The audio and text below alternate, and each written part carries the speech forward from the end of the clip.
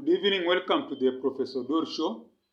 Here it's nearly 6 p.m. Nairobi, the capital city of Kenya, on this cold Tuesday evening. Hope your day was okay, mine was okay. So today I'm continuing with my stories from the 90s. Today's story is called The Sex Merchant. So the sex merchant occurs when I'm 12 years old. This is 1990. I'm age 12. We are living in Lang'ata. So Lang'ata is in Nairobi County, or the capital city of Kenya. It is an estate, it's a mansionette. In fact, let me go to the estate. The estate is called Mgoya Estate.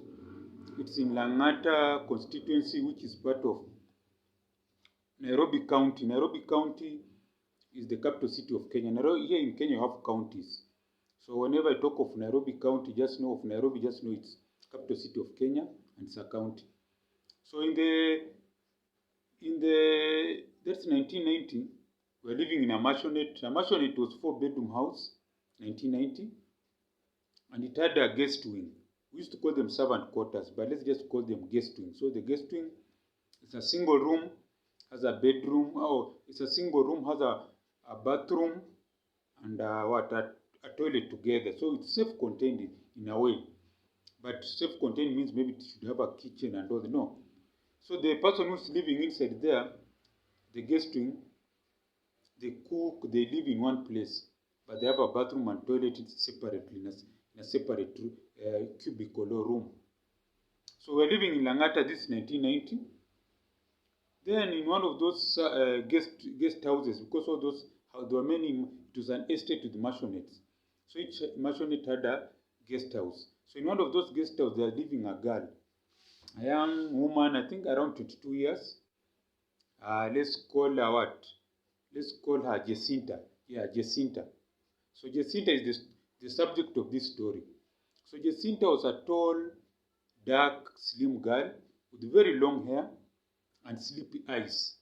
But very tall and dark. She looked more like a model. The way she walked, she would walk very elegantly, moving quickly. So now, this Jacinta, she used to work as a secretary in town. You know, this is 1980, the internet has not come. So people used to have secretaries. So what a secretary would do, she would type things for the boss. She used to work for a company. I think the company used to deal with selling of office stationaries. So it's a company that dealt with office stationaries, papers, staplers, just stationery. They will say stationery. So she's one of the secretaries. Her job was to take calls. There are no mobile phones, just landline calls, type things on a typewriter. You know, typewriters are very old school. Just Google typewriter. You'll find how they used to look. They were not like laptops. They were just typewriters. You type everything for the boss, take calls. In fact, she was more of keeping the diary of the boss. Now that was a daytime work. At night, especially around 7, when us kids were now going back into the house after school and after playing outside, would see men come to that guest wing in a house to see her. So we never knew. Now we are young, we don't know what's going on. So every day there will be a different man come, different men. So there were always different cars coming there in the evening. So we never used to know what is going on. But they always rumor this woman is doing some crazy things. No, we are young, we don't know what is a prostitute. The subject of this video. So one day, it was on a Saturday. I remember in the afternoon around 3 p.m. I'm just sitting there in a shade. It was very hot. With my friends, we were just talking our things. We were kids. We were talking our things. Then I see two people, a girl and a man. As they come closer, I notice this is Jacinta, because everyone used to know her, because especially as kids, she would give us sweets. Sometimes she would give us nice sweets. So we knew she was a good person. So she's holding hand in hand with an older man, an Arab guy. He's walking. He has on those attires that people wear, those white kanzus. He's walking with the Jacinta hand in hand. We're just watching them. They're talking. From where we're seeing, these people are very friendly. they say what? From nowhere, without warning. Here in Kiswahili we say paka pakawa. 3 women show up. They're in buibuis. You know, this is an Arab man. He's a Muslim, so he has, the wives are also in Muslim, so they are wearing buibui. You know what the 3 women go to do? They all gang up on Jacinta, start beating her. Now what does the old man, the man who were later to learn was the husband of these 3 women, he was a polygamous man, he runs away. He was walking with a walking stick. But I don't know how the walking stick disappeared. The guy just threw it away and ran like a crazy man. The 3 women are beating up Jacinta, they're stripping her naked. And as boys were just watching the cinema. But now the goodness in the estate, not those estates people always around. They come, they rush there, they separate them. Those people, all of them, the 3 women and Jacinta are exchanging vulgar words that young people should not be hearing. Now it's just commotion here and there, what.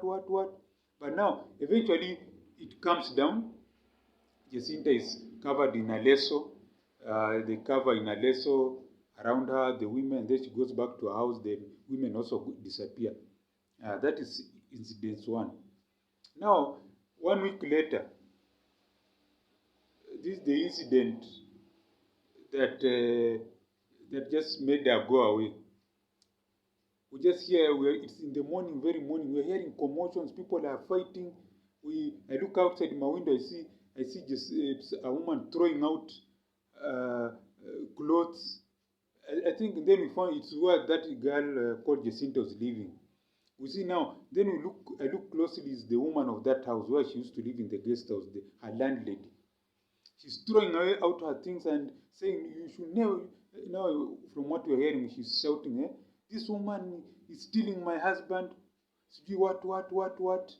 Now she's throwing out Jacinta's things, she's throwing out her cooking pans, she's throwing out her clothes.